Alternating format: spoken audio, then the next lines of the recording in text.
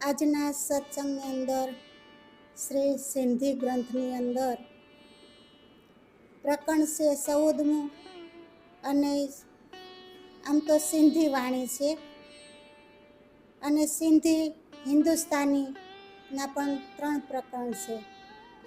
એમાં સિંધી હિન્દુસ્તાનીનું પ્રકરણ છે કે આશિક કે ગુનાહ. આશિક કે ગુનાહ કે પરમધામની અંદર મહામતી શ્રી પ્રાણનાથજી કહે છે કે પૂર્ણબ્રહ્મ પરમાત્મા શ્રી અક્ષરાતીત શ્રી કૃષ્ણ જે પરમધામની અંદર બિરાજમાન છે, તેઓ પોતાની પ્રિય બ્રહ્માંગનાઓને સાથે વાત કરી રહ્યા છે કે હે બ્રહ્માંગનાઓ, તમે જે વિપરીત કામ કર્યું છે ને એવું કોઈ કરે નહીં.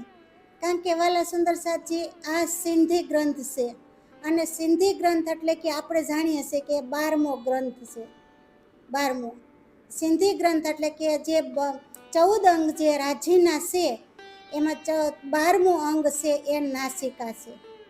નાસિકા સિંધી ગ્રંથ કહેવામાં આવ્યો છે. અને જે કાંઈ પ્રિય તમે એમની બ્રહ્મ અંગનાઓને જે કાંઈ વાત કરી છે એ જાગણી બ્રહ્માંડની આ છેલ્લી આખર છે, આખરી સમયની વાત કરી છે. અને પોતાની બ્રહ્મ અંગનાઓ જે ગુનો કર્યો છે એ ગુનાની વાત આજે બ્રહ્મ અંગનાઓ સાથે વાત કરી રહ્યા છે.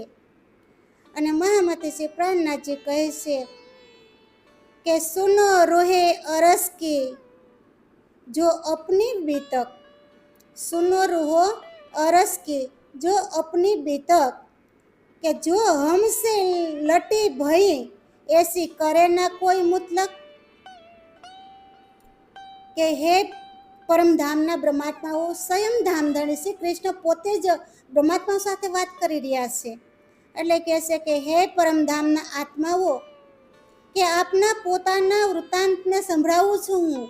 કે હે આત્માઓ, આપણું જે વૃત્તાંત છે, આપણી પોતાની જે તમારી વાત છે એ વાતને હું સંભળાવી રહ્યો છું કે આપના વડે જેવું વિપરીત કાર્ય થયું છે એવું ચોક્કસપણે તેવું કોઈનાથી થયું જ નથી. કહેશે આપણે જેવું બ્રહ્મ અંગનાઓ જે વિપરીત કાર્ય કર્યું છે ને એવું ચોક્કસપણે હું કહું છું કે એવું કાર્ય કોઈએ કર્યું જ નથી. કહેશે કે કહું તિનકા બેવરા કે સુન્યો કાનો દોયે, કે દેખ્યા મેં સહુર કર તુમ ભી હે સહુર કીજો સોયે.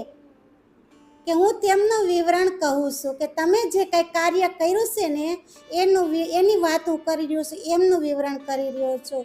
તમે બંને કાનોથી સાંભળો. બ્રહ્માંગનાઓને સખીઓને કહેશે કે તમે બંને કાનોથી સાંભળો. કારણ કે પરમધામની અંદર જે રાજ્ય છે એના અંગ શ્યામાજી છે અને શ્યામાજીના અંગ બ્રહ્મ અંગનાઓ છે. તો રાજ્ય પોતાની બ્રહ્મ અંગનાઓને આ વાત કરી રહ્યા છે. એટલે કહેશે કે તમે તમારી બંને કાનોથી સાંભળો. કે તેના પર મેં વિચારપૂર્વક જોયું છે, કે તેના પર મેં ધણી કહેશે કે મેં વિચારપૂર્વક જોયું છે, તમે પણ તેના પર વિચાર કરો. બ્રહ્મ અંગનાઓને કહેશે કે તમે પણ તેના ઉપર થોડોક વિચાર કરો. કહેશે કે પીછે જો દિલ में आए साथ के आपन करेगे सोए, કે ભૂલી રોવે તેહકીક ગયે હાથ પકડ કે રોયે. કે પાછળથી બધા સુંદર સાથના હૃદયમાં જે વાત આવશે. હવે અહીંયા જો ચોખ્ખા શબ્દમાં સુંદર સાથ જે સાંભળજો કે આપણા છેલ્લા ગ્રંથની વાત કહેવાય, પછી તો કયામતનો સમય આવી જાય મારફત પછી તરત.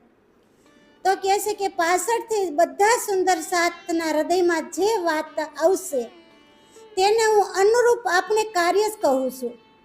તેને કહેશે કે અનુરૂપ આપને કાર્ય કહું છું. કે જેણે ભૂલ કરી હશે ને તે ચોક્કસ હાથ પછાડીને રડશે. કે જે બ્રહ્માંગનાઓ ભૂલ કરી છે ને એ હાથ પછાડીને રડશે. કહેશે એટલે કહેશે કે પાછળથી આપણે સુંદર સાથજી એવું કાર્ય ન થાય એવું વિચારી અને આ સમય આપણને મળ્યો છે તો આપણા પોતાના પ્રાણનાથજીને, પોતાના શ્રી કૃષ્ણ પરમાત્માને યાદ કરી લેવા જોઈએ. કહેશે કે તિસ વાસ્તે ક્યો ભૂલીએ કે હાથ આયે અવસર, કે જો પીછે જાયે પછતાવાના, કે ક્યું આગે દેખ ન સલે નજર, કે તેથી હાથમાં આવેલા શું અવસરને શા માટે ભૂલીએ. પોતાના પ્રિયતમ પોતાની અંગનાઓને કહે છે કે તમારા હાથમાં અવસર આવ્યો છે અને તમે શા માટે ભૂલો છો કહે છે. જો પાછળથી પસ્તાવવું પડે તો પ્રથમથી જ આંખો ખોલીને કેમ ન ચાલીએ. પાછળથી પસ્તાવવું એ કરતાં પહેલેથી જ આંખો ખોલીને જોઈએ ને, કારણ કે ખુલ્લી આંખુએ જ આપણને રાજીના દર્શન થાય છે. બંધ આંખુએ દર્શન ક્યારેય થતા નથી. એટલે કહે છે કે એટલે કે જ્ઞાન રૂપી આંખું ખોલવાની છે. આપણે તો આંખું તો ખુલ્લી રાખી જ છે, એમાં કોઈ પસ્તાવો નથી. પણ કહે છે કે જ્ઞાન રૂપી આંખો ખોલવાની છે.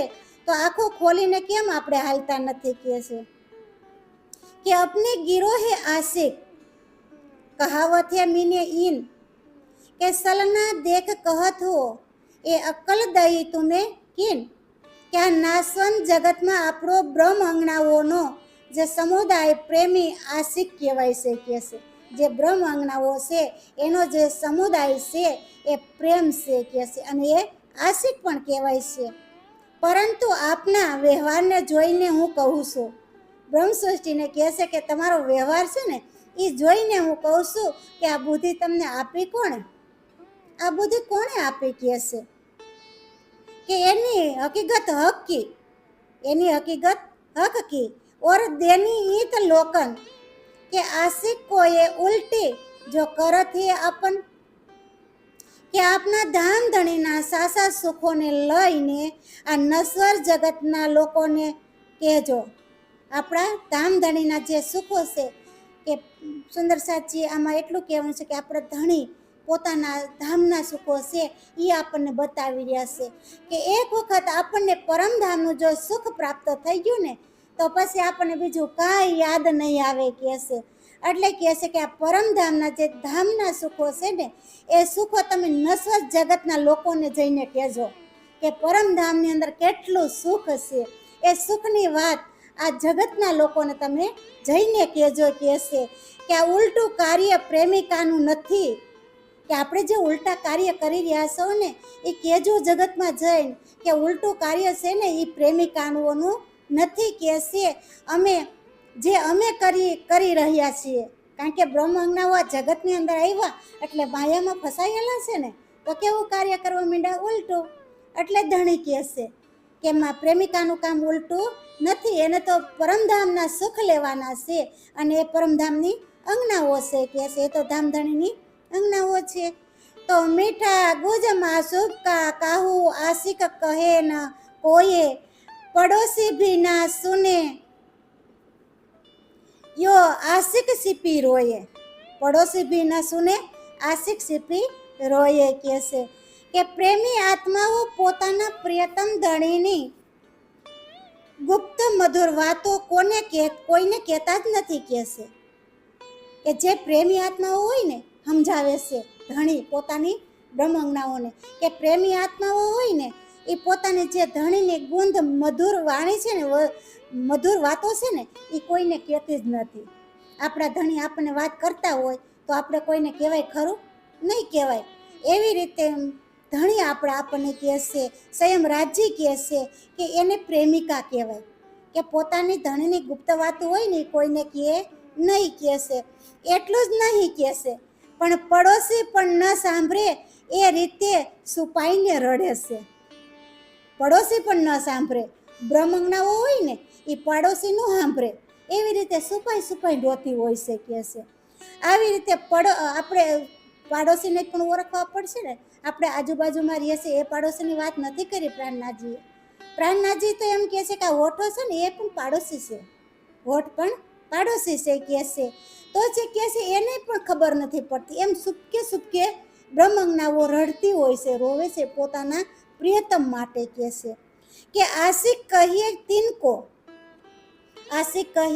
તિनको જો હક પર હોય કુરબાન, कैसे सो भाते मासूब के सुख गुज लेवे सुभान, કે પ્રેમી આત્માઓ તો એમને જ કહેવાય છે. ધણી કહે છે કે પ્રેમી આત્માઓ તો એને જ કહેવાય છે કે જે પોતાના પ્રિયતમ ધણી પર નોસાવર થઈ જાય, તન મન ધનની કુરબાની જે આપી દે ને એને પ્રેમી આત્માઓ કહેવાય. બાકી બધાય પ્રેમી આત્માઓ કહેવાતા નથી કહેશે. અને સેંકડો પદ્ધતિથી પોતાના ધણીની જે ગુપ્ત સુખ પ્રાપ્ત કરે છે. અનેક પદ્ધતિ હોય, એમાંથી પોતાના ધણીની જે ગુપ્ત વાતો હોય ને એ બ્રહ્મજ્ઞાઓ પ્રાપ્ત કરતી હોય છે કે છે. આવી બ્રહ્મજ્ઞા હોય એને બ્રહ્મજ્ઞાઓ કહેવામાં આવે છે. કે જો પડે કસાલા कोट को पर कहे ना किने को दुख तो किसी सो ना बोल ही કે સિપાહે હક કે સુખ. જે હકના સુખ છે ને એ બ્રહ્મજ્ઞાઓ છુપાઈને રાખે છે કે કરોડો મુશ્કેલીઓ કેમ ન આવે. આપણા ધણીને પાયમાં પસી આપણા પર કરોડો મુશ્કેલી કેમ ન આવે કે છે, પરંતુ તે પોતાના દુઃખો કોઈને પણ કહેતા જ નથી. એટલે સુંદર સાચી કે આપણે બહુ દુઃખ કદાચ પડ્યું હોય ને તો આપણા દુઃખની વાતો કોઈને કહેવાય નહીં કહેશે. કારણ કે આપણા ધણીએ આપણે દુઃખરૂપી ખેલની અંદર તો મોકલા છે, એટલે દુઃખ તો આપણે જોવાનું જ છે કહેશે. એટલે કહેશે કે કરોડો મુશ્કેલી જો કદાચ આવે તો પરંતુ જે પોતાનું દુઃખ છે એ કોઈને કહેતા નથી. આને બ્રહ્મજ્ઞાઓ કહેવાય કે તે પોતાના પ્રિયતમ ધણીનું સુખ પણ કોઈને કહેતા નથી. જે અસલ બ્રહ્મજ્ઞાઓ છે ને એ પ્રિયતમ પરમાત્માનું જે ધણીનું સુખ છે ને એ સુખની વાતે પણ કોઈને કહેતા નથી. કે મને મારા પોતાના ધણીનું કેટલું સુખ મળે છે ને એ સુખની વાત કોઈને પણ કરતા નથી, કે એને બ્રહ્મજ્ઞાઓ કહેવાય કહેશે. પરંતુ એ છુપાવીને પોતાના હૃદયની અંદર જ રાખે છે.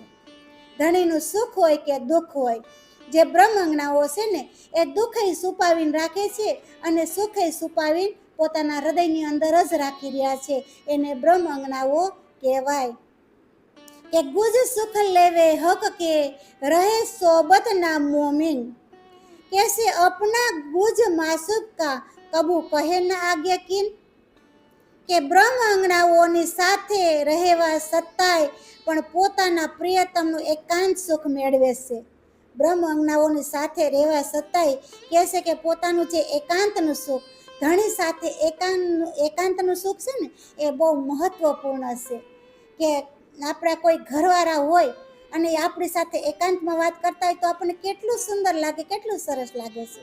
એવી જ રીતે આ આપણા આત્માના માલિક છે, સ્વયંપૂર્ણ બ્રહ્મ પરમાત્મા અક્ષરાતીત જે પરમધામની અંદર બિરાજમાન છે એ આપણા માલિક છે, આપણા ધણી છે, આપણા સ્વામી છે, આપણા વર કહીએ તો વર પણ વર વધુ પણ છે.